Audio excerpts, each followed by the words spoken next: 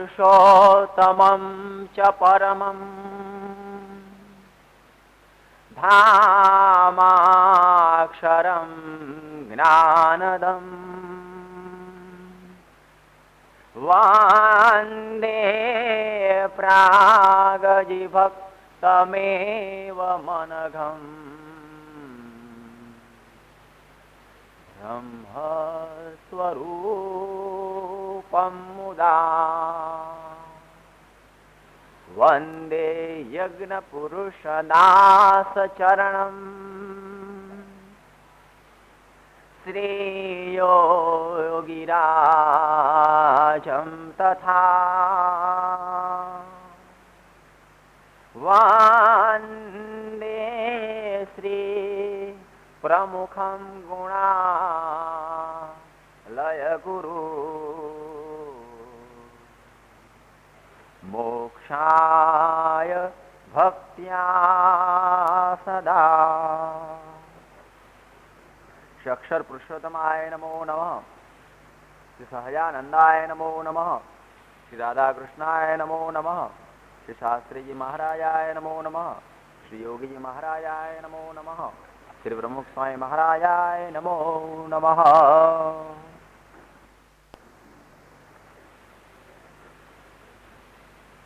વિશ્વની અતિ પ્રાચીન સંસ્કૃતિ એ વૈદિક સંસ્કૃતિ છે અને એ વૈદિક સંસ્કૃતિનું જે મૂળ છે એ વેદ છે.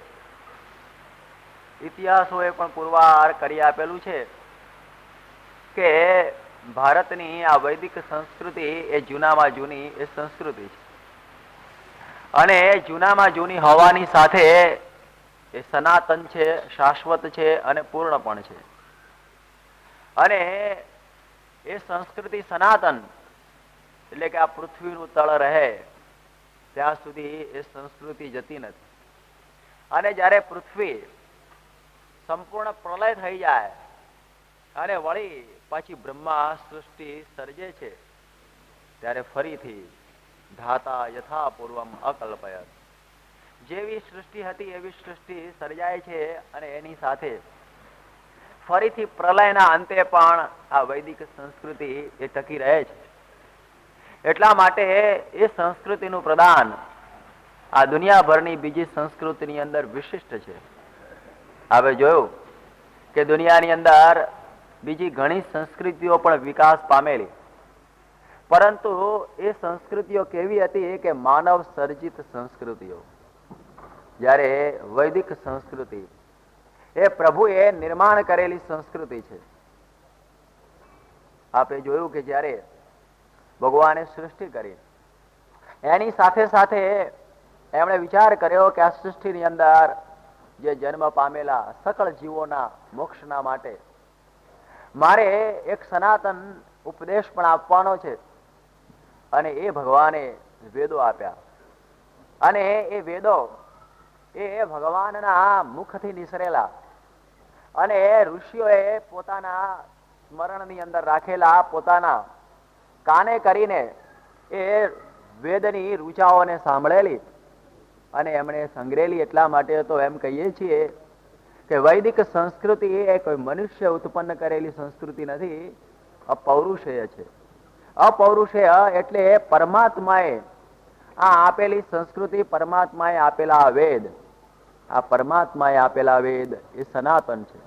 એટલા માટે એ શાશ્વત છે અને એ ભગવાને આપણને આ આપેલી સંસ્કૃતિની અંદર આપણે જોયું કે ભગવાને એની રક્ષાની પણ ખૂબ કાળજી રાખેલી છે. આ વિશ્વ ઉપર આ ઘણી ઘણી સંસ્કૃતિઓની અંદર આ વૈદિક સંસ્કૃતિ અમર કેમ છે? તમે જુઓ કે ઘણી સંસ્કૃતિઓ અરણ્ય સંસ્કૃતિઓ કે જેને કોઈ સંસ્કૃતિ જ નહીં, અમુક આફ્રિકાના અને અમુક બીજા દુનિયાના દેશોની અંદર જુઓ કે એને કોઈ પણ પ્રકારે પોતાની સંસ્કૃતિ નહીં.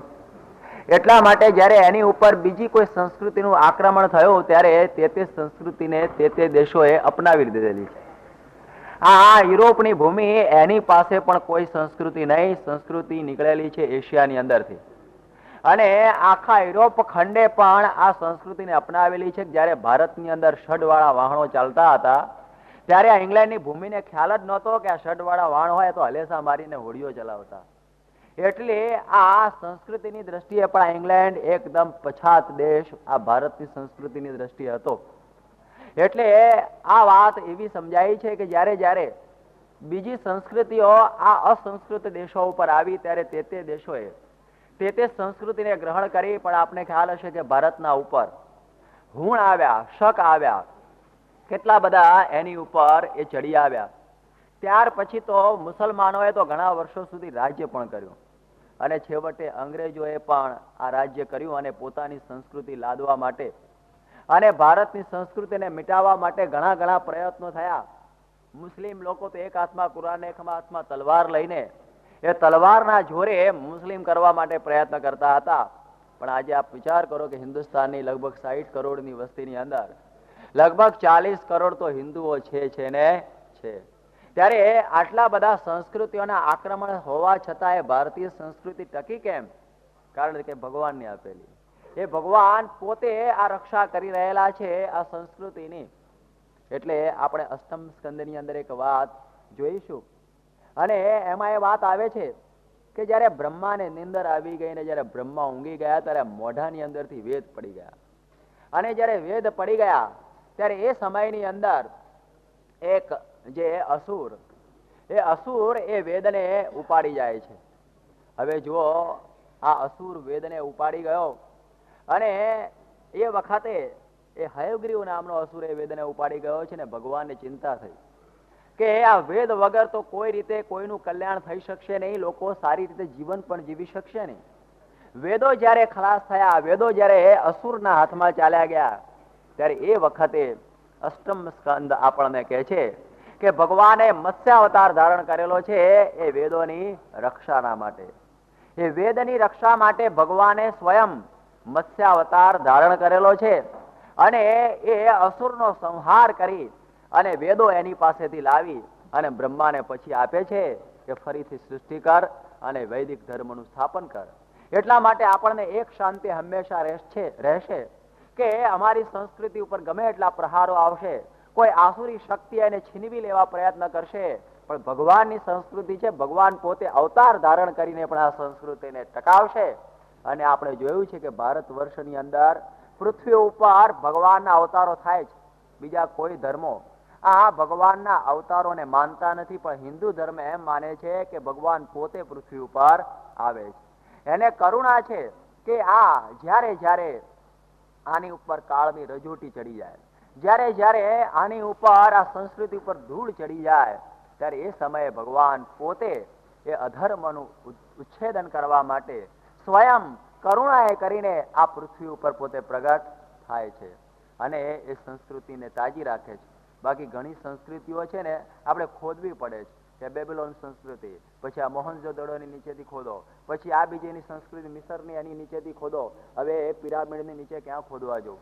સંસ્કૃતિઓ બધી દબાઈ ગઈ છે, એની ઉપર ધૂળના ઢગલાઓ ચડી ગયેલા છે. જ્યારે ભારતની સંસ્કૃતિના વેદનો ગુંજારો આજની તારીખે પણ ગુંજતો રહ્યો છે, એ જ આપણા માટે અતિ સૌભાગ્યની વાત છે કે ભગવાન અને ભગવાનના સંતો આ પૃથ્વી ઉપર આવી અને એ ભારતીય સંસ્કૃતિના એ દીવડાની વાટને વારંવાર સંકોરીને એને સતેજ રાખતા હોય છે અને એ રીતે એમાં આપેલા મૂલ્યોને આપણે સમજવાના છે. એ સંસ્કૃતિનો આમ આપને મેં મહિમા કહ્યો, એનું ગૌરવ આપણે સમજ્યા કે આ સનાતન છે, આ શાશ્વત છે.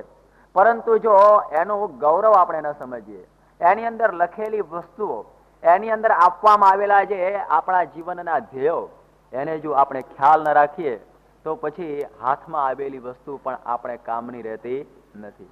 એટલા માટે એક અસ્મિતા જગાવવાની જરૂર છે, એક અસ્મિતાપૂર્વક જીવન જીવવાની જરૂર છે કે જ્યારે આપણી પાસે આટલું દિવ્ય આ જ્ઞાન છે, આપણી પાસે આવો એક ભવ્ય વારસો આપણે આજની તારીખે સાચવી રહેલા છીએ કે જેના આપણા પૂર્વજોએ કેટલી કેટલી મુશ્કેલીઓથી આ વારસો સાચવેલો છે કે મુસલમાનો મારી નાખતા હતા, એમને નાત માર કરતા હતા, એમના ઉપર સિતમો ગુજારતા હતા, છતાં એ હિન્દુ રહેતા હતા કે અમે ગમે તેમ મરી જઈશું.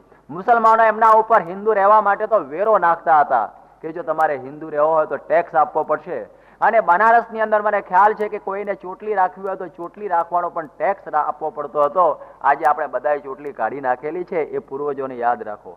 અમે લોકોએ રાખેલી છે કે એ પૂર્વજો એક ચોટલીના માટે ટેક્સ આપતા હતા. અમે હિન્દુ નહીં મટીએ, અમે ગમે તેમ થઈશું, અમારી ધોતી નહીં છોડીએ, અમારા સંસ્કારો નહીં છોડીએ. તમારે અમારી ઉપર જેટલું ટેક્સેશન નાખવું એટલું નાખો, પણ અમે હિન્દુ છીએ. એટલી પ્રકારનું ગૌરવ એ સમયમાં રાખેલું. એ તપના પ્રતાપે, એ લોકોના આ ભોગના અને ત્યાગના પ્રતાપે આજે આપણે અહીં હેરો લેઝર સેન્ટરની અંદર હિન્દુ તરીકે બેઠા છીએ. ત્યારે સમજવું કે એનું ગૌરવ આપણે સંપૂર્ણપણે સમજવાની આપણી પૂરી જવાબદારી છે, અને સાથે એને રક્ષા કરવાની પણ આપણી ખૂબ જવાબદારી છે. હું ઘણી વખત કહું છું કે આ મુસ્લિમ ને ક્રિશ્ચિયન સંસ્કૃતિઓ એ હિન્દુને હિન્દુ મટાવી શકી નહીં, પણ કદાચ એવો યુગ આવે કે હિન્દુ પોતે હિન્દુ મટી જાય પોતાની રીતે. હિન્દુને મટાવનાર હિન્દુ પોતે રહેશે, કારણ કે પોતે સંસ્કારો છોડવા તરફ ચાલ્યો છે. એટલે એવી પ્રકારનો ભય આજ ઉભો થયેલો હોય છે. પણ મેં આગળ કહ્યું એ પ્રમાણે ભગવાન અને ભગવાનના સંતો એની રક્ષાની અંદર હંમેશા હોય છે. એ આપણને એ સમજાવે છે કે આ પૃથ્વી ઉપર આપણને ભગવાને મોકલેલા છે. એ કોઈ ચોક્કસ આપણને એક ધ્યેય માટે મોકલેલા છે. અને વેદના જે વિભાગ કરનાર ભગવાન વેદ વ્યાસ, જેને વ્યાસો નારાયણો હરિ, એને પણ 24 અવતારમાં વેદ વ્યાસને પણ એક અવતાર કહેવામાં આવેલા છે. એ વેદ વ્યાસ કે જેણે આપણા માટે એક વિપુલ સાહિત્ય, જે સંસ્કારના સાહિત્યનો વારસો આપેલો છે. જેમણે આ 18 પુરાણો, જેમણે વેદ, જેમણે ઉપનિષદોના જે સંકલન રૂપ બ્રહ્મસૂત્ર, જેમણે મહાભારત જેવો એક અદ્ભુત ઇતિહાસ આપણને ભેટ આપેલો છે. એ વેદ વ્યાસ, એના દ્વારા ભગવાન બોલે છે. જુઓ, વેદના દ્વારા બોલનારા કોણ છે? એ વ્યાસ નહીં. જેને સમાધિ ભાષા કહેવાય, એ સમાધિ ભાષાની અંદર બોલનારા એ ભગવાન. અને એ ભગવાને આપણને આ વાત સમજાવેલી છે કે આ પૃથ્વી ઉપર તમને મોકલવામાં આવે છે. કારણ કે જીવો અનાદિ છે અને અનંત છે. અનાદિ માયાથી વિષ્ટિત આ જીવો છે. માયાના ઉદરની અંદર પડેલા જીવો છે. એના ઉપર ભગવાનને અતિ કરુણા થઈ કે આ માયાના ઉદરમાં પડેલા જીવોને શાશ્વત શાંતિ કેમ થાય. માયામાં કંઈ સુખ નથી. એની અંદર અપાર દુઃખની અંદર સડબડતા જીવોના ઉપર એક દયા આવી. યાદ રાખો કે જીવો અનાદિ છે, માયા પણ અનાદિ છે. અને આ પ્રમાણે એ માયાનું જે જીવને બંધન પણ એ અનાદિનું લાગેલું છે. ત્યારે આ પ્રમાણે શાળ ઉપર ફોતરું વળગ્યું એ ખબર પડતી નથી. એ જ્યારે ઉગે છે ચોખ્ખો, ત્યારે એની ભેગું જ એનું ફોતરું પણ ચોંટેલું જ હોય છે. એ કારણ શરીર રૂપ માયાના બંધનની અંદર આ પડેલી જે જીવ સૃષ્ટિ, એને ઉગાડવાના માટે ભગવાને કરુણાએ કરીને સૃષ્ટિ કરી છે. આ સૃષ્ટિનો હેતુ. અને ભગવાને સૃષ્ટિ તો કરી, પણ એની સાથે એમણે ખ્યાલ રાખેલો છે કે મારે એમને મોક્ષ આપવો છે, બીજું તો કશું આ સૃષ્ટિનો હેતુ નથી. અને એ મોક્ષના માટે એમણે વિચાર કર્યો કે માણસને 4 પુરુષાર્થ મારે આપવા, કે ધર્મ, અર્થ, કામ અને મોક્ષ. આ 4 પુરુષાર્થ સિદ્ધ કરવાના. એમાં જેને ચરમ પુરુષાર્થ એટલે કે છેલ્લો પુરુષાર્થ એ મોક્ષ. હવે આ મોક્ષ પુરુષાર્થ તરફ એને ધ્યાન હંમેશા રાખવાનું હોય છે કે આ લોકની અંદર આવ્યા છીએ તો આ લોકના કાર્યો કરતા કરતા પણ મારી વૃત્તિ આ મોક્ષ તરફથી હટે નહીં, એ તરફ એને ખબર રાખવાની હોય છે. અને એ ખબર રાખવા માટે આપણને આ શાસ્ત્રો આપેલા છે. અને ભગવાને જે વેદો આપેલા, વેદોની અંદર જે ઉપનિષદો એ વેદોનો મસ્તક જેવો ભાગ કહેવાય. અને એ ઉપનિષદો પણ ઘણા સમજ્યા નહીં, એટલે વ્યાસે બ્રહ્મસૂત્રો રચ્યા. અને એ બ્રહ્મસૂત્રોની અંદર એ જ્ઞાન 2000 સૂત્રોમાં આપી દીધું. પણ એ બ્રહ્મસૂત્રોનું જ્ઞાન પણ આપણને ઘણી વખત ખબર ના પડે. એટલે એ સાક્ષાત એ બ્રહ્મના સ્વરૂપ રૂપ, એ અક્ષર બ્રહ્મ સ્વરૂપ રૂપ, જેને અક્ષર બ્રહ્મ કહીએ, એવા જે ગુણાતીતાનંદ સ્વામીએ એમની એક નાનકડી વાતની અંદર એ આખા સકળ વેદોનો એક સાર, અને આપણે આ પૃથ્વી ઉપર આવ્યા છીએ એનો હેતુ એ એક લીટીમાં સમજાવતા કહે છે કે આપણો જન્મ 2 વાત સિદ્ધ કરવા સારો થયો છે. એક અક્ષરરૂપ થવું અને પુરુષોત્તમની અંદર જોડાવું. ખૂબ યાદ રાખજો કે આપણો જન્મ 2 વાત સિદ્ધ કરવા સારું થયેલો છે. એક અક્ષરરૂપ થવાનું અને બીજું પુરુષોત્તમની અંદર જોડાવાનું. અને અક્ષરરૂપ થવામાં દેહ અંતરાય રૂપ છે અને પુરુષોત્તમની અંદર જોડાવામાં સંગ અનેક પ્રકારનો અંતરાય રૂપ છે. આ બે ખોટ ટાળી અને આપણા ધ્યેય ઉપર આપણે નજર રાખવાની. આપણે જો ધ્યેય ઉપર નજર ન રાખીએ અને આ લોકોમાં આવ્યા અને પછી એ જો કરવાનું હતું એ ન કર્યું તો પછી જેમ ગુજરાતીમાં કહે છે કે હીરો ઘોઘે જઈ આવ્યો, હાથ દઈને પાછો જ આવ્યો. હીરો ઘોઘે જઈ આવ્યો અને કશું કરીને આવ્યો નહીં. એવી રીતનું ન બને એટલા માટે કહે છે કે અક્ષરરૂપ થવું. એટલી સુંદર વાત છે કે ભગવાન તો કોઈથી બની શકાતું નથી. ખૂબ યાદ રાખો કે કોઈ જીવ ભગવાન બની શકતો નથી. ભગવાન તો એકમ એવમ અદ્વિતીયમ તત્વ. એના જેવું થવા દુનિયાની અંદર કોઈ સમર્થ નથી. અક્ષર પણ પુરુષોત્તમ જેવું થવા સમર્થ થતો નથી. એટલા માટે તો અહીં કહે છે કે અક્ષરરૂપ થઈને પુરુષોત્તમની ભક્તિ કરવી. આ ઉપનિષદની ભાષા. પુરાણની ભાષાની અંદર હું વાત કરું તો રાધારૂપ થઈને કૃષ્ણની ભક્તિ કરવી અને લક્ષ્મી રૂપ થઈને નારાયણની ભક્તિ કરવી, નર રૂપ થઈને નારાયણની ભક્તિ કરવી, સીતા જેવા થઈ અને રામની ભક્તિ કરવી, શક્તિ જેવા થઈને શિવની ભક્તિ કરવી. આ બસ આ આદર્શ આપણને સમજાવેલો છે. અને એ આદર્શ વૈદિક સંસ્કૃતિના શબ્દોમાં ગુણાતીતાનંદ સ્વામી બોલેલા છે કે અક્ષરરૂપ થવું અને પુરુષોત્તમની ભક્તિ કરવી. આ તો ધ્યેય બાંધી આપ્યો. આ આપણને એક નક્કી કરી આપ્યું કે આપણે આના માટે જ જન્મ્યા છે. આ કાર્ય માટે જ આ પૃથ્વી ઉપર આવેલા છે. અનંત જન્મ આપણે ધરેલા છે પરંતુ હજી પાર પહોંચ્યા નથી. આપણા ધ્યેય આપણે પહોંચી શકેલા નથી. એટલા માટે આપણે ખ્યાલ રાખવો કે આ ધ્યેય દરેક વખત ચૂકી જઈએ છીએ.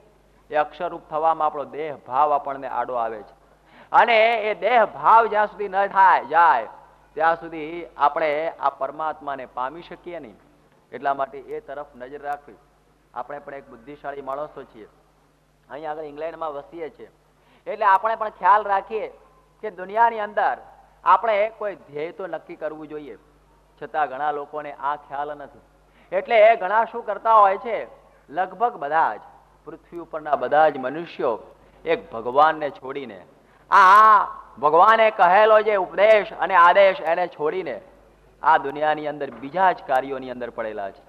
આપણે જોયું છે કે શંકરાચાર્યજી એક વખતે એમના એક પુસ્તકની અંદર પોતે લખેલું છે, હમણાં થયા એ શંકરાચાર્ય, કે શાસ્ત્રો તો એમ કે છે કે આત્મા વારે દ્રષ્ટવ્ય, કે પરમાત્માનો સાક્ષાત્કાર કરવો જોઈએ. એમ તો શાસ્ત્રો કે છે, ઉપનિષદ કે છે.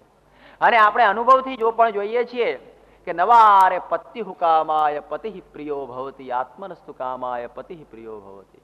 કે પતિ એ પતિ છે એટલા માટે પત્નીને પ્રિય નથી, પરંતુ પોતાના આત્માને લઈને પ્રિય છે. જો પોતાની અંદર જ આત્મા ન હોય ને મળદું હોય તો ગમે એટલી રમણીય વસ્તુ હોય તો આપણા શું કામની. મળદાની સામે ગમે એટલું તમે સારામાં સારી વસ્તુઓ લાવીને મૂકો તો એને કંઈ શોખ થશે નહીં, કારણ કે ભોગવનારની અંદર કંઈ જીવ રહેલો નથી.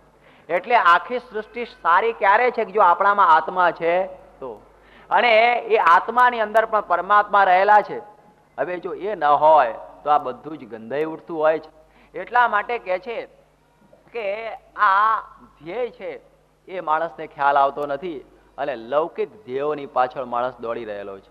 બહુ સમજવાની વાત છે, કારણ કે માણસને આ શોખ બહુ છે કે બસ હું જીવી લઉં, બસ જીજી વિશા, કે ગમે તેમ કરીને પણ મારે જીવી લેવું છે. આપણે આગળ વાત સાંભળીશું પરીક્ષિતના આખ્યાનમાં. બીજું આપણને ઈચ્છા હોય છે જિજ્ઞાસા, આ જોઈ લઉં, પેલું જોઈ લઉં. ઇંગ્લેન્ડમાં આવ્યો છું તો આ જોઈ લઉં, પેલું જોઈ લઉં. પેરિસમાં ગયો તો એફિલ ટાવર જોઈ લઉં, પછી આ જોઈ લઉં. આ દુનિયાની દરેક વસ્તુઓને જોવાની જે ઈચ્છા રહે છે એનું નામ કહેવાય છે જિજ્ઞાસા. અહીંયા આગળ બેઠા છે ને પેલી બાજુ કઈ ઢોલ વાગવા માંડો તો બધા છોકરાને બીજા છોકરા જેવા પુરુષો એ પણ ઉઠીને બહાર જાય, શું વાગ્યું કે હવે વાગેલું જ છે, બેસો ને અહીંયા આગળ. એ ઉભો થઈને જોવા જ જશે. એ જિજ્ઞાસા એક રહેલી છે. ત્યાર પછી કહે છે કે સુખને ઈચ્છા, એટલે આ દુનિયાના બધા સુખો આપણને પ્રાપ્ત થાય એની ઈચ્છા રહે છે. ત્રીજું છે કે મને કોઈ દુઃખ ન જોઈએ, એ પ્રકારના માટે રાત દિવસ એ પોતાના શરીરની સંભાળ રાખતો હોય છે. અને પાંચમું છે કે મારા ઉપર કોઈનો હાથ ન જોઈએ, હું સ્વતંત્ર જોઉં, કોઈને પરતંત્ર રહેવું ગમતું નથી. આ પાંચ વસ્તુના સાક્ષાત્કારના માટે માણસ પ્રયત્ન કરે છે.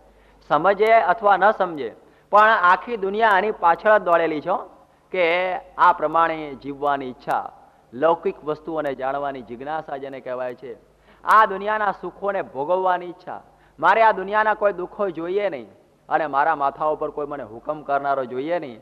આ 5 વસ્તુના માટે આપણે બધા દોડી રહ્યા છો, પણ ભગવાનના માટે જાય છે ક્યાં? આ 5 વસ્તુ સિદ્ધ કરવા માટે એક દોડ, જેને રેસ કહેવાય ને, એક રેસ ચાલી રહેલી છે અને એ રેસની અંદર બધા દોડી રહ્યા છે. એટલા માટે તો ગીતા કહે છે કે મનુષ્યાણામ સહસ્રેષુ કશ્ચિત યતતિ સિદ્ધયે યતતામ અપી સિદ્ધાનામ કશ્ચિત મામ વેત્તિ તત્વતઃ. આ પૃથ્વી ઉપર મનુષ્યનો તો પાર નથી, પણ કહે છે કે મનુષ્યાણામ સહસ્રેષુ કશ્ચિત યતતિ સિદ્ધયે, કોક જ એ ભગવાનના માર્ગે ચાલનારો. ભગવાન શ્રી કૃષ્ણ પોતે ગીતામાં કહે છે કે કોક જ, એટલે કે છે ને કરોડોમાં કોક, કરોડોમાં કોક જ એવો હોય કે ના મારે ભગવાન ભજવા છે, એવી પ્રકારની ઈચ્છા ઉત્પન્ન થવી. એ પણ કહેવું કે બહુ પૂર્વ જન્મના પુણ્યનો સંચય થયો હોય ત્યારે ઈચ્છા જાગે છે, બાકી આ ઈચ્છા જાગતી નથી. બાકી તો દરેકને એમ છે કે બસ આ દુનિયાના સર્વ ધ્યેયો સિદ્ધ કરી લો ને સૌથી ઊંચે બેસી જવું. અને એ ઊંચે બેસવાની અંદર આખી મોંઘી જિંદગી, યાદ રાખો કે બહુ દુર્લભ મનુષ્ય દેહ પ્રાપ્ત થયેલો છે. 3.5 કરોડ પ્રાકૃત પ્રલય થાય પછી આ 3.5 હાથનું ધોકડું આપણને પ્રાપ્ત થાય છે, બાકી એ સિવાય આ પ્રાપ્ત થતું નથી. અતિ દુષ્કર આવી વસ્તુ આપણા હાથમાં આવી ગઈ છે કે રે મન મૂર્ખ જન્મ ગુમાયો, કે મૂર્ખ આ જન્મ વારે વારે આપણને પ્રાપ્ત થતો નથી. આ તો એક હકીકત છે, આ કોઈ એક્સિડન્ટ નથી, આ કોઈ કલ્પના નથી, આ કોઈ એક વાર્તા નથી, પણ એક આ દુર્લભ વસ્તુ આપણને પ્રાપ્ત થયેલી છે. એ આપણને મહિમા નથી એટલે ખ્યાલ નથી આવતો, પણ કહે છે કે મળ્યો મનુષ્ય દેહ મોંઘા મૂલનો, ફરી ફરી મળે નહીં સતસંગ કીજીએ. કે આ મનુષ્ય દેહ અતિ મોંઘા મૂલનો પ્રાપ્ત થયો છે, ફરી ફરી મળતો નથી. એટલે કહે છે કે સત્સંગ કરી લેવો, પણ માણસને ખ્યાલ નથી એટલે લૌકિક પદાર્થોની પાછળ દોડે છે. હું આપને થોડી વાતો કહીશ કે જેણે આ લૌકિક પદાર્થોની પાછળ દોડ મૂકી છે ને જે ભગવાન રૂપી ધ્યેય ભૂલી ગયો છે એની કેવી દશા થાય છે, એની થોડી ગાથાઓ સાંભળો તો આપણને ખ્યાલ આવે કે ભાગવત આપણને શું કહેવા માંગે છે. આપ જુઓ કે રાવણનું આપ દ્રષ્ટાંત જોશો. રાવણ જેવો એક મહારાજવી થયો અને એના મનની અંદર એવા મનોરથો હતા કે બસ મારે આ દુનિયાની અંદર સર્વશ્રેષ્ઠ રાજા બની જવું અને બધી જ પ્રકારે સુખ સગવડો મારે ત્યાં ભેગી કરી લેવી. અને કેવું એને ભેગું કરેલું કે એના ત્યાં 9 ગ્રહો આંટા મારતા હતા. એના ત્યાં જે વરુણ છે પાણી ભરી જાય એને ટાંકી જ ના રાખવી પડે. એના ત્યાં આ પવન છે એટલે બધું સાફ કરી જાય, ને હુવર રાખવું જ ન પડે, એની મેળે બધું સાફ થઈ જાય. અને દરિયો પોતાની મેળે રત્નો લઈ લઈને આવે, લોભ હિસાબ તમે અંદર હેરાન કરતા નહીં, આ દરિયો દોડતા નહીં પણ રત્નો લઈ જાઓ. અને અગ્નિ એના ત્યાં આ બધું જ દરેકે દરેક પ્રકારે આ રસોઈ પકાવી જાય, નાવાનું પાણી પણ ગરમ કરી જાય, એને કોઈ પૈસા હીટિંગના આપવા જ ના પડે, એવી પ્રકારની વ્યવસ્થા એને પોતે કરેલી. બધું જ ઓટોમેટિક, દરેકે દરેક એની આજ્ઞાથી બધા થરથરતા હતા, દેવતાઓ અને ગ્રહો પણ થરથરતા હતા.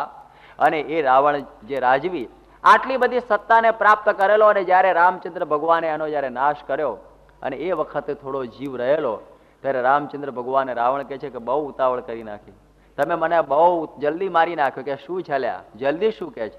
કારણ કે સતયુગની આવરતા 1,00,000 વર્ષની કહેવાય છે અને તને 1,80,000 વર્ષ આપે. 80,000 વર્ષ તો કૃપાના ગ્રેસ, કૃપાના 80,000 વર્ષ આપેલા. તો એ રાવણ કહે છે કે મારા મનના મનસુબા અધૂરા રહી ગયા. કે શું હતા મનસુબા?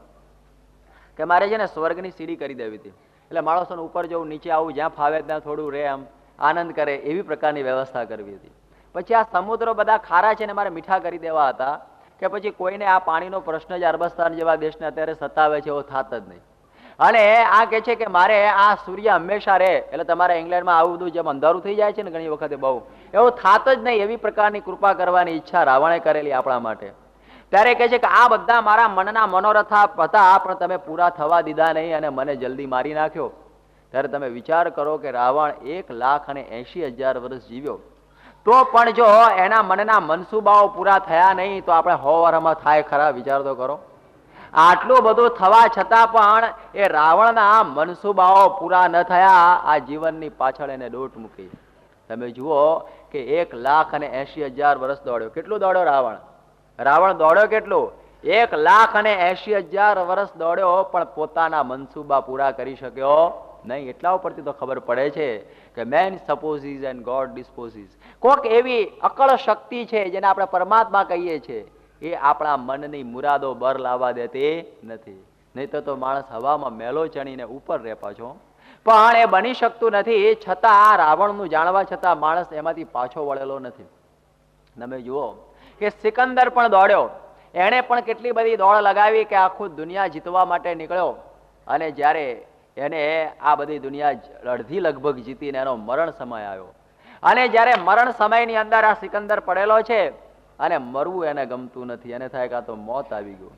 અને એ સમયમાં લાખો રૂપિયાની મિલકતો ભેગી કરેલી, સોનું ને ઝવેરાત બધું ભેગું કરેલું, પણ કહે છે કે આ બધું ભેગા કર્યા પછી હવે મારે મરવાનું. ત્યારે કે ભાઈ મરવાનું તો થાય, હવે શું થાય? કે મારી છાતી ઉપર બાંધીને જવું તો એ તો અમે કાઢી લઈશું, બાકી છાતી ઉપર તમે જીવો ત્યાં સુધી રહેવા દઈએ, પણ પછી રહેવા દઈએ નહીં. ત્યારે એ સિકંદરે પણ મરતા મરતા આપણને કહી દીધું છે કે મારા મરણ સમયે બધી મિલકત અહીં પથરાવજો, મારી નનામી એ હકીમોની કને ઉપડાવજો. હું મરું ત્યારે બધી મિલકત મારી પાસે રાખજો, ને લોકોને કહેજો કે સિકંદરની પાસે આટલા બધા પૈસા હતા, આટલી બધી મિલકત હતી, જ્યારે મુઓ ત્યારે કશું લઈ જઈ શકતો નથી, માટે લોકો દોડે નહીં. અને આ સૈન્ય, તમે માનો કે આપણે દુનિયાભરના એટમ બોમ્બ ને ન્યુટ્રોન બોમ્બ ને બધા બનાવીને આપણે એમ સમજીએ કે આ દુનિયાની અંદર મેં સિદ્ધિ પ્રાપ્ત કરી લીધી, પણ જ્યારે માણસ મરવા પડે છે ત્યારે કોઈ બોમ્બ કે કોઈ પણ પ્રકારની શક્તિ એને બચાવી શકતી નથી. અને એ ધ્યેયોની પાછળ દુઃખી થાય છે, અને ગમે એટલા ડોક્ટર રાખ્યા હશે પણ આ દેહ પડ્યા વગર રહેવાનો નથી. એટલે મારી નનામીએ હકીમોના ખભે ઉપડાવીને કહેજો કે જુઓ આટલા ડોક્ટર્સ રાખ્યા હોય, 12 ડોક્ટરો હતા એના ત્યાં, પણ એને બચાવી શકતા નથી. ત્યારે આટલી બધી દોડ કરવા છતાં પણ એ મૃત્યુ એને છોડી શક્યો નહીં. એટલા માટે તો એક ટોલ્સ્ટોયની વાર્તા બહુ સમજવા જેવી છે કે ટોલ્સ્ટોય એક વાર્તા લખેલી છે કે એક સમયે રશિયાની અંદર એક રાજા પાસે એક માણસ ગયો, અને રાજાને કહે છે કે મારે જમીન જોઈએ છે. કે કેટલી જમીન જોઈએ? કે ના મારે બહુ જમીન જોઈએ. રાજાએ કહ્યું જા તું અહીંથી શરૂઆત કર, સવારના પોરમાં સૂર્યનારાયણ ઉગે ત્યારથી તું દોડવાની શરૂઆત કરજે, અને સાંજે સૂર્ય આથમે એ પહેલા આપ મારી બાજુમાં આવી જઈએ, અને તું જેટલું દોડું એટલી બધી જમીન તારી. હવે તમે વિચાર કરો કે લંડનમાં હેરો સેન્ટરથી કોઈને દોડવાનું શરૂ કરવાનું કહ્યું હોય, અને કે જ્યાં સુધી તું દોડીને સાંજે અહીં પાછો આવે ત્યાં સુધી તારી જમીન, કેટલા બધા રૂપિયા થઈ જાય એની પાસે? અબજો રૂપિયા થઈ જાય ને. અને પેલો તો બીજા દિવસ સવારે સૂર્ય ઉગ્યો ના ઉગ્યો અને મુઠ્ઠી વાળીને દોડ્યો બરોબર, અને એવો દોડ્યો એ ખાવા ઉભો રહે ખરો? કારણ કે જેટલું ઊભું રહે એટલી એકલા ડગલા પૃથ્વી એની જાય. ખાવા ઉભો રહ્યો નથી, પેશાબ કરવા ઉભો રહ્યો નથી, પાણી પીવા ઉભો રહ્યો નથી, બધી પ્રકારનું એને પકડી રાખ્યું કે અત્યારે તો બસ એક જ કામ કરવા જેવું છે કે દોડો દોડો અને દોડો. અને એટલો બધો દોડ્યો તે પાછા આવવાના સમય કરતા વધારે દોડ્યો, કારણ કે અડધે દોડીને અડધો દિવસ દોડાય પછી પાછો વળવામાં પણ એટલો સમય થાય ને. પણ પેલા લાલચમાં વધારે દોડી ગયો, પછી થયું કે હવે તો મારે ડબલ સ્પીડથી પાછા વળવું પડશે, કારણ કે હું જો ત્યાં નહીં પહોંચું તો મને જમીન તો મળશે નહીં. અને એવી સ્પીડમાં દોડ્યો, એનું નાક ફામ ભરાઈ ગયેલું છે, એના પગ એવા થઈ ગયા છે, છાતી આખી ધમણની જેમ આમ પમ્પિંગ કરી રહેલી છે, દરેક રીતે એના આ શરીર ઉપર પરસો થઈ રહેલો છે, અને આ રીતે થાકીને લોથ થઈ ગયેલો છે, છતાં પણ પેલી દોડ છોડતો નથી. અને દોડતો પહોંચે છે, અને સૂરજ આથમવાના પહેલે પહોંચી ગયો રાજા સુધી. અને રાજા સુધી જ્યાં પહોંચે છે, અને થાકથી એટલો બધો પોતે આ રીતે દુઃખી થઈ ગયેલો કે જેવો એ રાજાના પગની આગળ પડે છે, અને પડ્યો અને એનું પ્રાણ પંખેરું ઉડી ગયું, મરી ગયો. એ પડ્યો અને એની સાથે પ્રાણ પણ ચાલ્યો ગયો, એટલો બધો થાકી ગયેલો. અને એ સમયે પછી રાજાને બહુ દુઃખ થયું કે માણસ બિચારો મરી ગયો. એને કહ્યું કે આ જગ્યાએ એની કબર કરો, અહીં જ એને દાટો. અને કબર બનાવવામાં આવી, અને એની ઉપર એક રાજાએ લેખ માર્યો, અને લેખ મારીને લખ્યું કે આ માણસ જમીન માટે આટલું બધું દોડ્યો, પણ એને 3.5 હાથથી વધારે જમીનની જરૂર નહોતી, ખોટું આટલું બધું દોડ્યો. માણસ મરે છે ત્યારે આટલી એક કબર સિવાય બીજી કોઈ જમીન એને જોઈતી નથી. આ 3.5 હાથની જમીનના માટે આ માણસ આખો દિવસ દોડ્યો. માટે લખો કે કોઈ આવી દોડ કરે નહીં. છતાં આપણે દોડ્યા છે, પાઉન્ડ આમ આગળ દોડે છે અને પાછળ આપણે દોડ્યા છે. પેલો પકડાતો નથી ને આપણે દોડીએ છીએ ને ગમે ત્યારે ઢળી પડીએ છીએ ને પેલો પાઉન્ડ તો સરસરાટ કરતો કોણ જ્યાં આગળ જાય છે ને બીજાને કહે છે આવો મારી પાછળ, હું આગળ દોડું છું, અને આપણે બધા એની પાછળ દોડીએ છીએ. એટલે કહે છે કે 3.5 હાથ જમીનના માટે માણસ આટલું બધું દોડી ગયો ત્યારે વિચાર કરો કે આ દોડ કેવી છે. એ રાવણે પણ દોડ મૂકી આ લૌકિક ધ્યેયોને સિદ્ધ કરવા માટે. આ સમજવા જેવું છે કે પેલું ચૂકાઈ જાય છે ને માણસને એમ થાય છે કે આ જ કરવા માટે હું આવેલો છું. અને આપણે હમણાં પણ જોયું કે રોકફેલર જે અમેરિકાનો એક મોટામાં મોટો માણસ, અતિ પૈસાદાર, અને એ જ્યારે મર્યો ત્યારે એને જીવનમાં લખેલું કે 13 વર્ષની ઉંમરથી એની એવી ઈચ્છા હતી કે મારે અમેરિકાના પ્રમુખ થવું. અમેરિકાના પ્રમુખ થવા માટેની ઈચ્છા હતી. વાઇસ પ્રેસિડેન્ટ સુધી પહોંચેલા, ફોરની ગવર્મેન્ટ સુધી. અને 73 વર્ષની ઉંમર એને ખબર ના પડી અને ટેબલ ઉપરથી ઢળી પડ્યા. અને એના મનના સંકલ્પ પૂરા થયા નહીં. મોંઘા આ વર્ષો, 73 વર્ષો કઈ સામાન્ય છે? અતિ મોંઘા વર્ષો પેલું ધ્યેય સિદ્ધ કરવા માટે પૂરા કરી નાખ્યા, પણ ધ્યેય તો સિદ્ધ થઈ શક્યો નહીં. એટલા માટે રાવણ ટુ રોકફેલર, હું તો કહું છું કે રાવણ થી રોકફેલર સુધીની આ દોડ જ છે. બાકી એની અંદર હજી સુધીના ઇતિહાસની અંદર કોઈ અહીં કંઈ પ્રાપ્ત કરી શક્યા નથી. ઘણા લોકો પૈસાની પાછળ દોડતા હોય છે. તમે જુઓ કે પૈસાની પાછળ કે જીવનનું ધ્યેય જે કર્યું છે, સવારથી ઉઠે એટલે બસ એક એને બરોબર દોડ શરૂ કરી દીધી કે પૈસા મેળવી લેવા. પણ તમે વિચાર કરો કે દુનિયાની અંદર આ બધું પ્રાપ્ત કર્યા છતાં કોઈને શાંતિ થઈ છે? એક ઇતિહાસ બતાવો કે આપણે જુઓ કે નંદ રાજાની પાસે કેટલું બધું ધન હતું. સમગ્ર પૃથ્વીનું ધન એ નંદ રાજાની પાસે હતું. અને એ નંદ રાજાની પાસે એકત્રિત થયેલું જે બધું ધન, અને એ સમયમાં આપ યાદ રાખો કે જ્યારે એને એવું નિર્ણય કરેલો કે મારે બધાને રેશન ખાવા આપવું પણ કોઈને પૈસો રહેવા દેવો નહીં. ટાંઝાનિયાની જેમ કે મકાન અમારા અને તમે એની અંદર ભાડું આપીને રોલા, પણ અમે બનાવ્યું કે બનાવ્યું પતી ગયું, હવે અમારી માલિકી. બધું નેશનલાઇઝેશન કરી નાખ્યું હતું. પૈસાનું એ નેશનલાઇઝેશન કરી નાખેલું એને તો. એવો એક બળિયો રાજા નંદ રાજા પૂર્વે થઈ ગયો. નેશનલાઇઝ કરવાની જે પદ્ધતિ નંદ રાજાથી શરૂ થયેલી, અને એને બધું જ કબજે લઈ લીધું. હજી પૈસાનું કોઈ કર્યું નથી, પણ કોક કરશે, એને પૂર્વે કરેલું. અને એ સમયની અંદર એ વખતે એને થયું કે કોઈની પાસે પૈસો રહ્યો હશે કે કેમ, એટલે એક ઊંટ વેચવા કાઢ્યો. એક દોકડાનો ઊંટ, આપણે કોને એક પેની અહીંયા આગળ. હવે એક પેનીનો ઊંટ એટલે હાવ મફત જેવો કહેવાય ને. ત્યારે પછી બધા કોઈ લે નહીં, કારણ કે હોય તો લે ને. પણ પછી છેવટે એક મુસ્લિમ બાઈનો છોકરો, તેણે કહ્યું કે માં હાવ મફતમાં ઊંટ મળે છે, પણ લાવી દે ને. બાકી રાજાએ પૈસો રાખ્યો હોય તો લાવી દઉં ને. આ તો બહુ ભારે કહેવાય કે તારા બાપની કબર છે ને એની નીચે થોડા પૈસા દાટેલા છે, એ કબરમાં મૂકવામાં આવતા 2-4 પૈસા, તું લઈ આવ. એ કબર ખોદીને લઈ આવ્યો. અને નંદ રાજાને ખબર પડી કે કબરની નીચે પૈસા હોય છે, બધી કબરો ખોદી નાખવાનો, પૈસા કાઢ લો અંદરથી. એવી પ્રકારનો નંદ રાજા. અને એ વખતે નારદજીને ચિંતા થઈ. નારદ વગરની કોઈ કથા હોતી જ નથી. નારદ ના હોય તો બધા શાસ્ત્રોની વાર્તા કડર ભૂસ થઈને એઠી પડે. ભાગવતમાં નારદ બહુ આવશે. એટલે એ નારદજીને ચિંતા થઈ, કારણ કે કંટ્રોલિંગ પાવર તો કોઈ જોઈએ ને આ બધું હરખું કરવા, કે આને કરવું કઈ રીતે. ત્યારે એની રાણી પાસે ગયા. અને એ વખતે આ નંદ રાજા પાસે શું ખૂબી હતી કે વરાહ ભગવાન, હમણાં આપણે વરાહની કથા આવશે, એ વરાહ ભગવાન જ્યારે પોતે નેપાળની પાસે આદિ વરાહ સ્થાન છે કે જ્યાં કોકા નદી વહે છે. અમારી સાથે ઘણા નેપાળમાં આવેલા, એ સાક્ષાત જગ્યા જોયેલી છે કે જ્યાં વરાહ ભગવાને પોતાનો દેહ મૂકેલો, અને એનું હાડકું છે ને એ પેલાના હાથમાં આવી ગયેલું. એ હાડકાની અંદર એવી ખૂબી હતી કે દરિયાની અંદર જ્યારે આમ હાડકું અડાડે ને તો 2 ભાગ થઈ જાય. દરિયાના ભાગ થઈ જાય તો બાઇબલમાં પણ આવે છે ને, રામસે જાય છે ત્યારે 2 ભાગ થઈ જાય છે. એટલે આ મોઝીસ જયારે જતો હોય છે, જેમ દરિયાના ભાગ થાય છે એવી રીતે આ દરિયાના ભાગ થઈ જાય. અને અંદર નંદ રાજા બધું ધન મૂકી આવે અને વળી પાછો દરિયો ભેગો થઈ જાય. આવી પ્રકારની એની પાસે કરામત હતી. હવે આ માસ્ટર કી કેવી સાચવતો, એ પોતે અહીં રાખતો પોતાની પાઘડીની અંદર પેક કરીને. અને આ નારદજી એકલા જાણતા હતા, બીજો કોઈને ખબર નહીં. એટલે નારદજી અને રાણીને કહ્યું કે રાણી સાહેબા, તમને ખબર છે કે નંદ રાજાને તમારા માટે કેવું પ્રેમ, કે મારા માટે પ્રેમ ને એવો તો દુનિયાભરમાં કોઈના માટે નથી. અરે કે ભૂલી જાઓ, પહેલા તમારા રાણીને એક બીજા રાણીને પરણેલા, પણ એ તો ક્યારની મરી ગયા, એને તો ભૂલી ગયા છે, ભૂલ્યા નથી. એ મરી ગઈ છે અને એનું હાડકું પોતાની પાઘડીએ બાંધી રાખે છે. હવે આટલી વાત કરીને પેલી રાણીને તો રોમ રોમ ગુસ્સો ઉકળી ગયો કે આ તો ખોટું છે જ ને. એ તો કે તમે જાણો, હું તો જઉં છું. કે આટલું હળગાઈને જતા રહ્યા. કેવલ લાંબુ કે એને બહુ કહેવાનું હોય જ નહીં ને, નારદને બહુ લાંબુ ભાષણ ના કરવાનું હોય.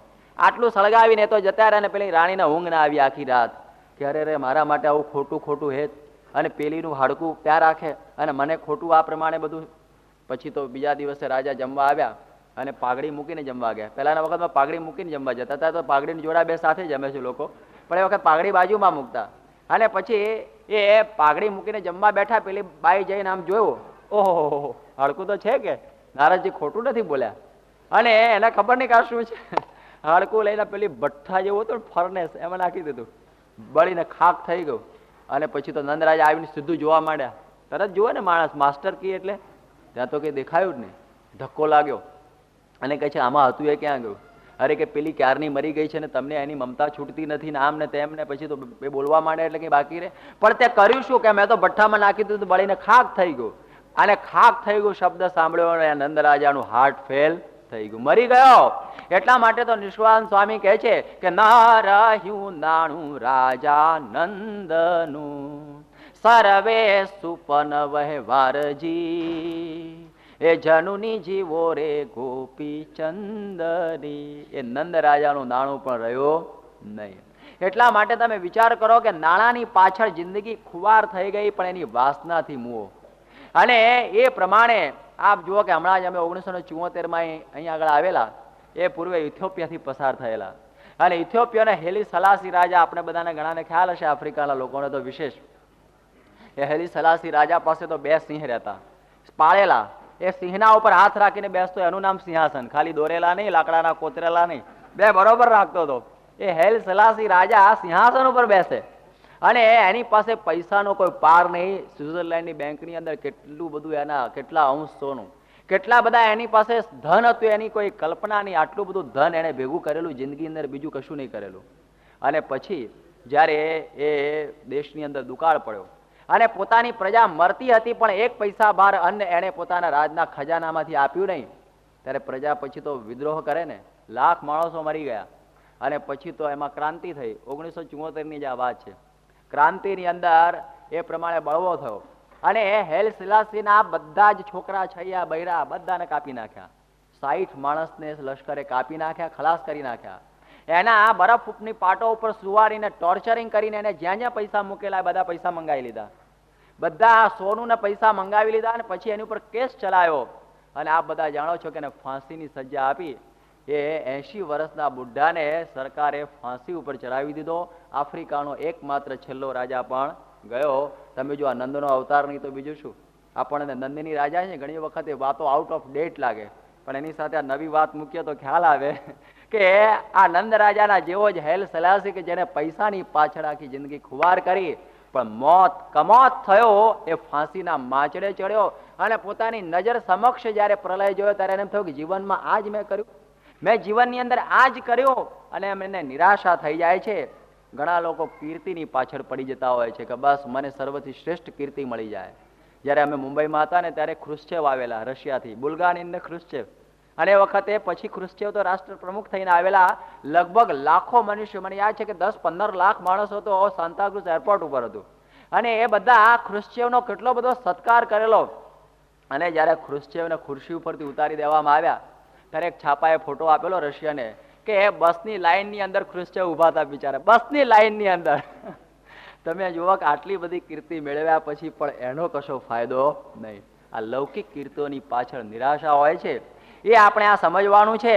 આજે જુઓ કે ભૂતોએ આખી દુનિયાની અંદર શ્રેષ્ઠ પદ પ્રાપ્ત કરવા માટે પ્રયત્ન કર્યો, પણ પાકિસ્તાનની ગવર્મેન્ટ એને ક્યાં ચડાયો? ફાંસીને માચડે ચડાવી દીધો. ત્યારે અહીં આગળ એ સમજવાનું છે કે દુનિયાની અંદર આ વસ્તુની પાછળ પડી જઈએ છીએ ને પેલો મોક્ષ ભૂલી જઈએ છીએ. મારે આપને વાત કહેવી છે કે કેવા કેવા પાછળ પડેલા છે ને કંઈ પ્રાપ્ત નથી કર્યું ને આપણે પણ સમય નથી કે આ તો પારાયણ તો આવી આ લેઝર સેન્ટરમાં ઘણી થાય, મારો ને ગોલી એ તો બધું થયા જ કરતું. આપણે પૈસા સાચવા, આ શુક્રવારનો દિવસ શું કામ બગાડવો આપણે આવો સારો? એવી પ્રમાણે આપણે એની પાછળ પડેલા છીએ, પણ ખ્યાલ નથી કે આ બધું મૂકીને જતું રહેવાનું છે એક ઘડીએ. એ આપણા હાથની અંદર દુકાનની ચાવી હોય ને આપણે પડી જઈએ, આપણને ખ્યાલ આવતો નથી અને સમજીએ કે આ સાચું સાચું સાચું કરીને મંડ્યા છે. ઘણા લોકોને એમ થાય કે સમાજને સુધારી દેવા માટે ઘણા નીકળેલા. આપણા સુરતનો કવિ નર્મદ, ઘણાને એનું નામ ખ્યાલ હશે. આ તો બધી થોડી સાહિત્યની પણ વાતો છે.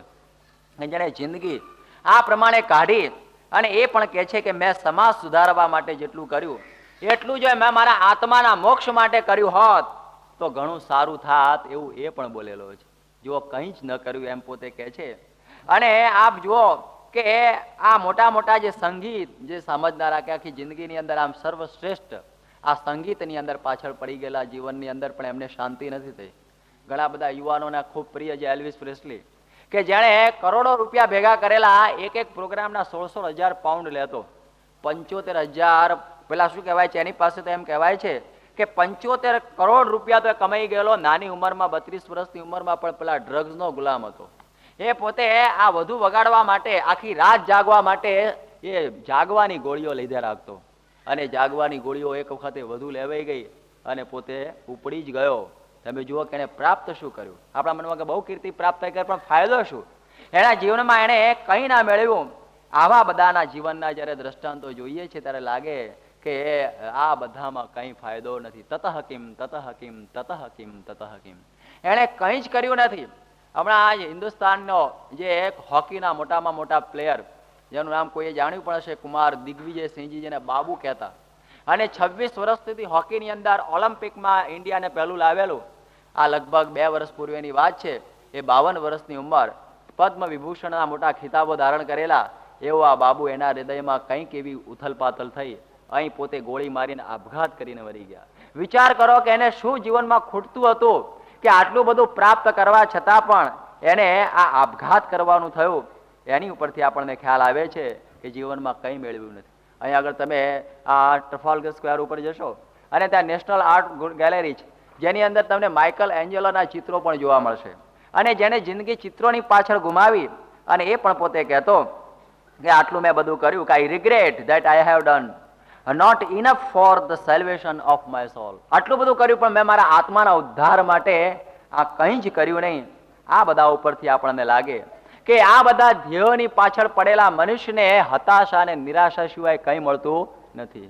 એટલે આપણે કહીએ કે હું કીર્તિને પાછળ પડું, પૈસાની પાછળ પડું, આ દુનિયાનું શ્રેષ્ઠ થવા પાછળ પડું. લોકોને એવા બહુ શોખ હોય છે કે બસ હું મને બધા આગળ ગણે, હું 5 માણસમાં પૂછું, હું જયારે એટિકેટથી રહું, પણ એ બધી એટિકેટ નથિંગ, એ બધું કંઈ જ નથી. આ મોટા મોટાઓની જોઈ લ્યો.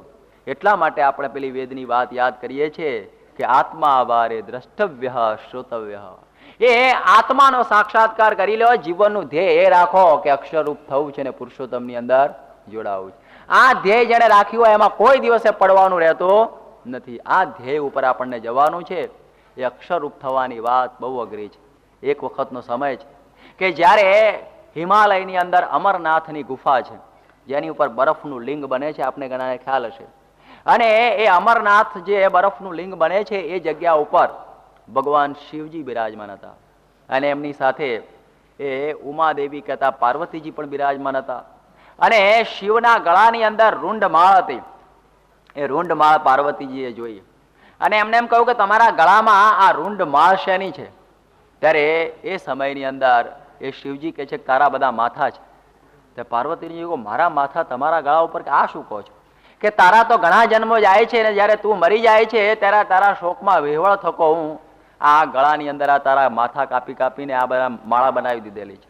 ત્યારે પાર્વતીજીને એમ થઈ ગયું કે તમે, કે હું તો અમર છું, કે તમે અમર અને મારે મરવાનું એ કેવું? કે અને હું તમારી પત્ની અને તમે મારાથી આટલું છાનું રાખી આજ સુધી વાત, તમે એ અમર વિદ્યાનું જ્ઞાન મને આપો. જુઓ, યાદ રાખો, એ અમર વિદ્યા એટલે કે એ અક્ષર રૂપ થવાની વિદ્યા, કે જે આ પ્રાપ્ત થઈ જાય પછી માણસને ફરીથી જન્મ મરણ થતું નથી. અને એ જ્ઞાન ન થાય ત્યાં સુધી તો પુનરપી જનનમ પુનરપી મરણમ પુનરપી જનની જઠરે શયનમ, એને ફરી ફરી માતાના ગર્ભની અંદર આવવું પડતું હોય છે. ત્યારે એ જ્ઞાન થઈ જાય અમર વિદ્યાનું, ત્યારે કોઈ દિવસે જન્મ મરણ આપણા માથે રહેતું નથી. આ દુઃખમાં આપણે આવવું પડતું નથી. ત્યારે એ પાર્વતી હઠ લીધી કે મને તો ગમે તેમ કરીને વિદ્યા આપો, કે તારું પણ યોગ્યતા નહીં અને તું બૈરાનો દેહ કહેવાય આમ તેમ. પેલો કે ના, મારે એ વિદ્યા પ્રાપ્ત કરવી છે. અને શંકરજીને પણ થયું કે જો આને ઉત્પન્ન ઈચ્છા થઈ છે કે મારે અમર વિદ્યા પ્રાપ્ત કરવી તો મારે આપવી, એવી ઈચ્છા થવી જોઈએ. ઘણાને આવી ઈચ્છા જ થતી નથી કે મારે આ માર્ગે ચાલવું છે. અને આમને ઈચ્છા થઈ કે મારે આ અક્ષર રૂપ થવું છે, મારે આ અમર વિદ્યાનું જ્ઞાન પ્રાપ્ત કરી લેવું છે, ફરીથી આ દુઃખના સમુદ્રની અંદર આવવું નથી. કોકને ઈચ્છા થાય છે ને, કશ્ચિત યત તે સદ્ધયે, કોક જ આ સિદ્ધિ માટે પ્રયત્ન કરે છે. એવો પ્રયત્ન કરવાની ઈચ્છા એમને જાગૃત થઈ. અને એ વખતે શંકર ભગવાને કહ્યું બહુ સારું. એમણે કહ્યું કે તારા સિવાય મારે બીજા કોઈને આ સંભળાવવું નથી, કારણ કે આ જ્ઞાન બધાને પચે એવું નથી. કઈ એની ગીર્દી નથી થતી. અત્યારે સિનેમાના નાટક હોય તો અહીંયા આગળ 12 લોકો ઉભા હોય, પણ આ અમર વિદ્યાના જ્ઞાનની અંદર કોઈને રસ હોતો નથી, કોઈને એની અંદર એમાં આનંદ આવતો નથી, કારણ કે જીવને તો ખાવું પીવું ને વિષય ભોગવવા એ જ કરવા માટે આવ્યો છે એમ માને છે. આ ખ્યાલ જ નથી, એમ થાય કે લાઈન અમારી નહીં. ઘણા લોકો કહે છે ને લાઈન અમારી નહીં. એક વખતે અમારા અર્જુન કાકા હતા, એ વાતો કરતા હતા, અને એમના બધા મિત્રો અને હગાવાલા બધા કડિયા હતા, કોન્ટ્રાક્ટરો બધા, અને એ બધાને સમય વચ્ચે હતો ને કોઈ લગ્નમાં ગયેલા, અને અર્જુન કાકાને તો એટલો બધો કથા વાર્તાનો ઈશક કે બેઠા હોય તો એ કથા, ઉતા હોય તો કથા, કથા કથા ને કથા, એટલે બધી લગભગ અડધો પોણો કલાક સુધી એમણે બધી કથા કરી. અને પેલા લોકોને જમવાની વાર હતી એટલે બેઠા વગર છૂટકો નહોતો, એટલે બધા સાંભળતા હતા. અને પછી અડધો કલાક કર્યા પછી કહ્યું કે સમજ્યા તમે બધા આ બધું શું કરવાનું આપણા જીવનમાં? કે વાત તમારી બહુ સુંદર, અતિ સુંદર તમારી વાત, પણ આ અમારી લાઈન નહીં, અમે તો કોન્ટ્રાક્ટર છીએ. પેલો કે મોહત કર્યું ને પહેલાથી કહેવું હતું ને આ લાઈન નહીં, આ અમારી લાઈન નહીં. હવે ઘણા એમ સમજે છે કે અમે તો કોન્ટ્રાક્ટર છીએ, આ તમે વાત કરીએ બધી તમારા માટે બરોબર છે. આ ભગવાન ભજવાની લાઈન સમજે છે, આ તો સ્વામીના બધા સંતો માટે બરોબર છે, આપણે તો જે કરીએ છીએ બધું ઠીક જ છે. પણ આ તો બધા માટેની લાઈન છે, સમજાતી નથી. જયારે એ વાતોથી ન સમજે પણ લાતોથી માણસ સમજતો હોય છે. ઘણી જીવનમાં મુશ્કેલી આવી જાય ને ત્યારે એમ થાય કે હાશ ભગવાન ભજાવો તો બહુ સારું થતો. આ વાતો સ્વામી કરતા હતા એ સાચી હતી. એ જયારે જીવનમાં કોઈ એક લાત વાગી જાય ને, એ લાત વાગે ત્યારે એની આંખ ઉઘડે છે, બાકી એમને ઉઘડતી નથી. કે જયારે પૈસા અને કીર્તિ અને બૈરા અને છોકરાની પાછળ પડ્યા કશું ઠેકાણું ના પડે, બૈરું આડું હાલતું હોય, છોકરું કયું કરતો ના હોય, વેપારમાં બરકત આવતી ના હોય, દરેક રીતે દુઃખી થતું હોય, દરેક આટલી જિંદગી મેં બગાડી, 60-70 વર્ષની ઉંમર થઈ, માથે વાળ સફેદ થઈ ગયા અને મેં કંઈ કર્યું નહીં, અને જે કર્યું એમાંથી તો મને કંઈ ફાયદો થયો નહીં. અને એ રીતે હવે આ શિવજીએ ડમરું વગાડ્યું. ડમરું વગાડ્યું ત્યારે જેટલા પશુ પક્ષી માણસો જે તે હતા એ બધા અમરનાથથી દૂર ચાલ્યા ગયા. એના ભયાનક ડમણું વાગ્યું. અને પાર્વતી અને એકલા શિવજી બે બેઠા છે. હવે જ્ઞાનની શરૂઆત થાય છે. સાંભળો, આ જ્ઞાનની શરૂઆત થતા એક પ્રસંગ એવો થયેલો કે એક પોપટનું બચ્ચું તાજું જન્મેલું, અને એ જન્મેલું એવું ત્યાં આગળ પડી રહેલું, કારણ કે એને પાંખો ફૂટેલી નહીં, એટલે ઉડી શકે એવું હતું નહીં. એટલે પેલા ડમરૂનો અવાજ થયો પણ પેલું બચ્ચું તો ઉડી શક્યું નહીં.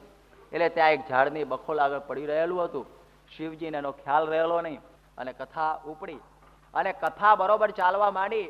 અને તમે જુઓ કે પાર્વતીજી હોંકારો બરોબર દેતા જાય, અને જયારે જ્ઞાન ઊંડું થયું ને એટલે પાર્વતીને ઊંઘ આવી. આ જ્ઞાનમાં બહુ એવું છે કે જો ઊંડા ઉતરીએ તો ઊંઘ આવ્યા વગર રહે જ નહીં. એ ઊંઘ આવે જ.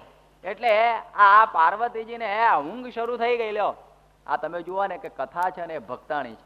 જયારે આપણને થાય કે કથા અરે ઊંઘને કે ઊંઘના મનમાં એમ કે જયારે તમે એકલા કથા સાંભળો એ સારું ને લાવ હું પણ સાંભળું, એટલે આપણા ઉપર એ ચડી જાય, એટલે આપણને સાંભળવા ના દે, કારણ કે ભક્તાણી કહેવાય ને કે તમે એકલા એકલા સાંભળો એ બરોબર, લાવ હું પણ સાંભળી લઉં, એટલે આપણના બદલે એ સાંભળતી હોય. એટલે ઘણાની ઊંઘ જ કથા સાંભળતી હોય છો, એ ના સાંભળે, એના વતી ઊંઘ સાંભળે. ત્યારે આ પાર્વતીજીને કથા સાંભળતા સાંભળતા એક ઝોલું બરોબર જોરદાર આવ્યું, અને પેલો હોંકારો ભૂલાઈ ગયો. અને શંકર ભગવાન પણ ઊંધું ગાલીને વાતો કર્યા જ કરતા હશે. જોતા હોય તો ખબર પડતી કે હવે કંઈક બંધ કરવા જેવો સમય આવ્યો, બ્રેક જ નહીં પાડ્યો, ઇન્ટરવલ વગર વાત થયેલી. અને એ વખતે પેલું પોપટનું બચ્ચું બહુ આતુર ભાવે પેલી વાતો સાંભળતું. એ વાતો સાંભળીને આના હૈયાની અંદર આનંદ થઈ ગયો. ઓહો, આટલું બધું આત્માનું અદભુત જ્ઞાન ચાલી રહેલું છે. અને એ સમયમાં એ પેલા પાર્વતી જેવું ઝોલું ખાધું, અને એ સમયમાં હોંકારો પેલાય દઈ દીધો પેલા પોપટના બચ્ચાએ. અને અરે શંકરજીને એમ થયું કે આ મારા પત્ની સિવાય બીજાનો કંઈક અવાજ આવ્યો, અને હચમચાયા કે તમે સાંભળ્યું ના કે મને જરા ઊંઘ આવી ગઈ. ત્યારે હોંકારો કોણે દીધો કે મને ખબર નથી. અને આ બાજુ જોયું તો પેલું પોપટનું બચ્ચું. અને શંકરજીને એકદમ ગુસ્સો ચડ્યો કે આવું જે અદભુત રહસ્ય જ્ઞાન જે કોઈને આપી શકાય નહીં, સર્વ ગુહ્ય તમામ જ્ઞાનમ, જે શ્રી કૃષ્ણે અર્જુનને કહ્યું કે તારા એકલાને જ મારે આપવું છે, મારે દરેકને આપવા જેવું આ જ્ઞાન હોતું નથી. ઘણી વખતે છે ને અમુક જ્ઞાન બધાને આપવાનું ના હોય, અમુક દવા છે દરેકને આપવાની ના હોય, અમુકને જ આપવાની હોય. હવે એ પ્રમાણે આ જ્ઞાન જયારે એને સાંભળી લીધું ત્યારે શંકરને થયું કે આ પાત્ર વગર જ્ઞાન અપાઈ ગયું છે, માટે એનો નાશ કરો. ત્રિશૂળ તો બાજુમાં જ રાખતા, હોદવું પડ્યું હતું ને ફણાક કરતું પાડ્યું, અને પેલા આ પોપટને મારવા માટે તૈયાર થઈ ગયા. અને એ વખતે પોપટ ઉડ્યો. એ વખતે એને પાંખો ફૂટી. એ કઈ પાંખો ફૂટી? જ્ઞાનની પાંખો ફૂટેલી. એને આ જ્ઞાન સાંભળેલું ને જ્ઞાનની પાંખો ફૂટે, માણસ પાંખોથી ઉડે છે. યાદ રાખો, આ લોકની અંદરથી આપણે પરલોકમાં જવું હોય તો આજ્ઞા અને ઉપાસનાની બે પાંખો જોઈએ. એ પાંખો જ્યાં સુધી ફૂટે નહીં ત્યાં સુધી આ ભૂમિ ઉપરથી અધ્ધર ગતિ થઈ શકતી નથી.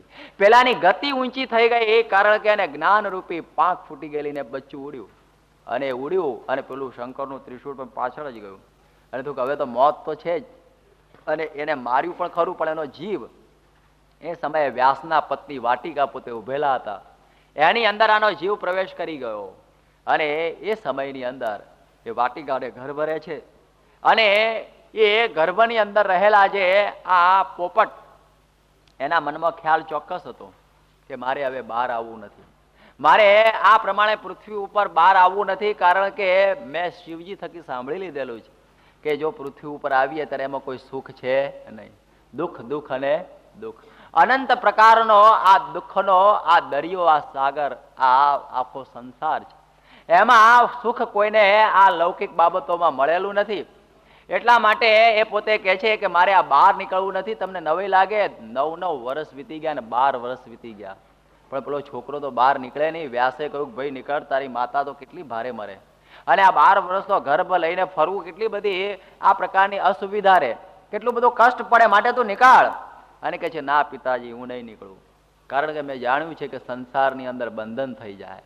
આ સંસારમાં તો ભલભલા આવ્યા હોય ને એ બંધાઈ જાય. હો કે છે ને કે સ્વતંત્ર થતા આવતા હોય ને સ્વતંત્ર થતા જતા હોય, પણ આ લોકનો સંસર્ગ એવો છે કે એને પકડી લે, ચોંટી જ પડે એવો આ લોકનો સંસર્ગ છે. ભલભલા ચોંટી ગયા છે, એની ગાથાઓ આપણે સાંભળીશું કે ભલભલા આ લોકની અંદર ચોંટી જાય એવો આ લોક છે.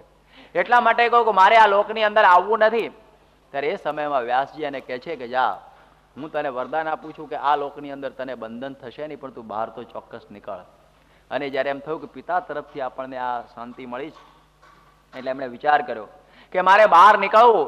અને એ ગર્ભ બહાર નીકળે છે અને જેવા બહાર નીકળ્યા, પેલા ઓરના ભરેલા હતા ને, સીધા ગર્ભમાંથી નીકળ્યા, અને 10-12 વર્ષની ઉંમર, જેવા એ નીકળ્યા એવી દોટ મૂકી દીધી કે મારે હવે આ મા બાપની સાથે રહેવું નથી. એને દોટ મૂકી દીધી. અને એ જ્યારે જન્મેલા અને સુંદર મજાનું રૂપ, યાદ રાખો આપણે તો સહેજે ખ્યાલ આવી જતો હશે કે એનું નામ શું હોય. પોપટ, પોપટનું સંસ્કૃતમાં બીજું નામ શુક છે. એ વ્યાસના પુત્ર શુકદેવજી એ આ જન્મ્યા એવા પોતે દોટ મૂકેલી છે. અને એ સમયની અંદર પોતાના પુત્રને આવો સુંદર રૂપાળો જોઈને વ્યાસ ભગવાનનું હૈયું હાથમાં રહ્યું નહીં અને એ પણ એની પાછળ દોડે છે, પણ છોકરો તો તીરની જેમ દોડતો હતો, એને પહોંચી શકાય એવું નતું. એટલે હવે ભાગવત શરૂઆતમાં જ કહે છે કે યમ પ્રવ્રજંતમનુપેતમુપેત કૃત્યમ દ્વૈપાયનો વિરહ કાતર આજુહાવ પુત્રેતિ તન્મયતયા તરવોભિનેદો સ્તમ સર્વભૂતહૃદયમ મુનિમાનતોસ્મિ. એ શું કે છે કે યમ પ્રવ્રજંતમ અનુપેતમુપેત કૃત્યમ, કે જ્યારે પુત્ર દોડી રહેલો છે ત્યારે એને દોડતો જોઈને દ્વૈપાયનો વિરહ કાતર આજુહાવ, કે દ્વૈપાયન કથા વ્યાસ વિરહેણ કાતર, વિરહથી વ્યાકુળ થઈ ગયા છે કે હે પુત્ર એમ બોલતા બોલતા પાછળ પડેલા છે, પરંતુ એ પોતાનો અવાજ ત્યાં સુધી પહોંચતો નથી. ત્યારે તરબો વિનેદુ, કે એ વૃક્ષો એ આગળ જઈને પુત્ર પુત્ર પુત્ર એ પ્રમાણે પડઘા પાડી રહેલા છે. અને એ વખતે આ સુખદેવજીને લાગ્યું કે પિતા તો પાછળ પડેલા છે. યાદ રાખો કે પિતાએ જન્મતા પહેલા કહેલું કે હે પુત્ર તું જન્મ ધારણ કર, તને આ માતા પિતાનું બંધન નહીં થાય. પણ વ્યાસને પોતાને બંધન થયું કે આ મારો પુત્ર જન્મ્યો, એ પ્રકારનું એને બંધન થઈ ગયું અને જ્ઞાન સરી ગયું. યાદ રાખો કે આ પુત્રનો જન્મ છે એ કેટલો બધો આ મીઠો લાગતો હોય છે લોકોને, કે એની અંદર બધું જ ભાન ભૂલાઈ જાય છે. એને એમાં વળે પછી પુત્રનો પુત્ર હોય એની વાત જ છોડી દેવી, એને રમાડવામાં એ દાદો નવરો જ ન પડ્યો.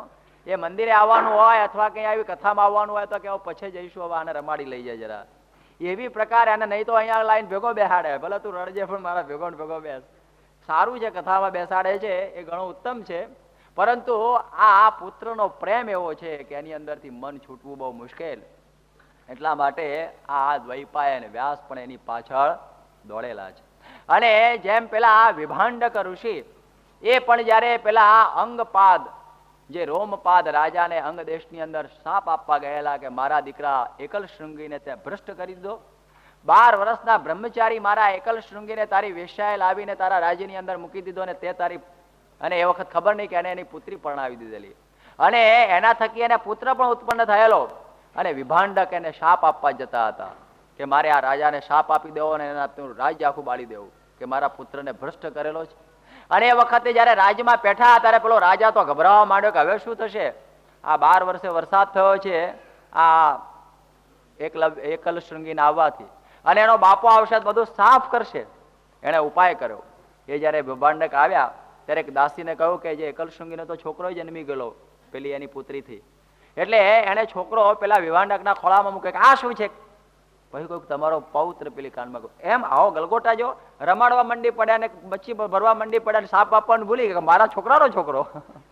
આવી રીતે આ જયારે પુત્રની અંદર હેત પેસી જાય, વ્યાસ ભગવાનને પણ એવી ઈચ્છા થયેલી કે અમારો પુત્ર ગયો ક્યાં, ત્યારે એ વખતે પુત્ર ઝાડમાં રહીને જવાબ આપે છે કે પિતાજી તમે મારી પાછળ દોડતા નહીં, અને તમે પુત્ર પુત્ર શું કરો છો, પુત્ર અને પિતાનો સંબંધ તો આ લોકનો છે, બાકી તો એ સંબંધ કઈ સાચો નથી. અને એ વખતે જયારે વ્યાસજીને એ વાત કહેવામાં આવી ત્યારે વ્યાસે કોઈ એક વાત યાદ રાખજે, ભલે તું અત્યારે કેફમાં ચાલ્યો જાય છે પરંતુ જનકને ગુરુ કરજે, તું જનકને ગુરુ કોઈ વખતે કરજે. અને એ રીતે પાછા વળે છે. અને આ સુખદેવજી એ પોતે આ આગળ ચાલ્યા જાય છે. અને એક વખતે એક ટેકરી ઉપર પોતે બેઠા હતા, અને એ સમયની અંદર એ પોતે ધ્યાનની અંદર મગ્ન હતા. યાદ રાખો કે એમને જે જ્ઞાન પ્રાપ્ત થયેલું, એ જ્ઞાન કેવળ આત્માનું જ્ઞાન પ્રાપ્ત થયેલું, પરમાત્માનું જ્ઞાન પ્રાપ્ત થયેલું નહીં. આત્મજ્ઞાન પ્રાપ્ત કરેલું એટલે આત્મજ્ઞાન પણ કઈ સામાન્ય નથી. એ સુખ દુઃખ રૂપી નદીઓને પણ તરી જવાય, માન અપમાનને પણ તરી જવાય, ભૂખ તરસને પણ તરી જવાય, જો એકલું આત્માનું જ્ઞાન સાચું થયું હોય તો. આટલું તો આત્મજ્ઞાને કરીને કાર્ય થાય છે. એટલે આ સુખદેવજીને એવું આત્મજ્ઞાન પ્રાપ્ત થયેલું, આત્માના ધ્યાનની અંદર મસ્ત થઈને પોતે બેઠેલા હતા. અને એ સમયમાં બ્રાહ્મણના 4 નાના નાના છોકરાઓ ત્યાંથી નીકળ્યા, અને એ લોકો શ્લોકો ગાતા ગાતા જતા હતા. અને એની અંદરનો એક શ્લોક એ અદ્ભુત રીતે ગવાતો હતો, અને એ પેલા સુખદેવજીના કાન ઉપર આવીને અથડાયો. એ શ્લોક હતો કે બરહા પીડમ નટવર વપુ કર્ણયો કર્ણિકારમ બિભ્રતવાસ કનક કપિશમ વૈજયંતીમ ચ માલામ રંધ્રાન વેણો રધર સુદયા પૂરયન ગોપવૃંદૈર વૃંદારણ્યમ સ્વપદરમણમ પ્રાવિશદ ગીત કીર્તિ. દસમ સ્કંદનો આ શ્લોક છે. ભાગવતની અંદર જયારે દસમ સ્કંદની આ વાત આવે છે કે જયારે શ્રી કૃષ્ણ ભગવાન જયારે વેણુ ગીત શરૂ કરવા માટે જયારે વૃંદાવનની અંદર પોતાના સખાઓ સહિત જયારે પ્રવેશ કરે છે, કે જેણે પોતાના મસ્તક ઉપર મોરનું પીછું ધારણ કરેલું છે, અને કનક જેવું સુંદર જાણે તપાવેલું સોનું હોય એવી પ્રકારની એની કાયાની કાંતિ ઝળકી રહેલી છે, અને ગળાની અંદર વૈજયંતીની માળા જેમણે ધારણ કરેલી છે, કાનને વિશે કર્ણિકારના પુષ્પ જેમણે ઘોસેલા છે, અને પિતાંબર સુંદર મજાનું પીળું જેને ધારણ કરેલું છે, અને જેના મુખ ઉપર આ મોરલી શોભી રહેલી છે, અને એમાંથી પૂરયન કે એમાં પોતાની જે અધર સુધા, પોતાના જે હોઠની અંદર રહેલી જે અમૃત જે સુધા છે એ પેલી મોરલીની અંદર એ પોતે નાખી રહેલા છે. અને પોતાના ગોપ બાળકો સહિત એ જયારે વૃંદાવનની અંદર પ્રવેશ કરી રહેલા છે, આવું એક શબ્દ ચિત્ર જયારે સાંભળ્યું, અને એ ચિત્ર સાંભળતા જ એ સુખદેવજીના હૃદયની અંદર શાંતિનો શેરડો પડી ગયો. અને એને એમ થયું કે અત્યાર સુધી હું આત્માનું ધ્યાન કરતો હતો એ શાંતિ નહોતી થતી, એ શાંતિ કેવળ એક શ્લોકની અંદર મને શાંતિ થઈ ગઈ. એ છોકરાઓને બોલાવ્યા અને કહે છે આ શ્લોક કોનો છે, ક્યાંથી તમે ગાયો? આ કે આ શ્લોક શ્રી કૃષ્ણ ભગવાનના આ એમના દિવ્ય દેહના વર્ણનનો છે, અને આ શ્લોક ક્યાં છે કે તમારા બાપાએ તો આવા 18,000 શ્લોકો રચ્યા છે, કે મને તો ખબર જ નહીં, પણ તમે ઉભા રહીને સાંભળ્યું હોત તો થાત ને. અને એ વખતે એને એમ થયું કે આત્માના એકલા જ્ઞાનની અંદર ને ધ્યાનની અંદર કોઈ શાંતિ નથી. એને એમ થયું કે પરમાત્માનું જ્ઞાન જ્યાં સુધી ન થાય ત્યાં સુધી બધું નકામું છે. અને એ પોતે પછી તો એમ કહે છે ભાગવત કે પરિનૈષ્ઠિતોપી નૈર્ગુણ્ય ઉત્તમ શ્લોક લીલયા ગૃહિત ચેતા રાજર્ષે આખ્યાનમ યદધીતવાન. અને એ પોતે હવે ભાગવતને ભણે છે, અને એ ભાગવત એ સુખદેવજી ભણ્યા, અને એ સુખદેવજીએ એ ભાગવતનો રસ એ પછી સૂતજીને આપેલો છે.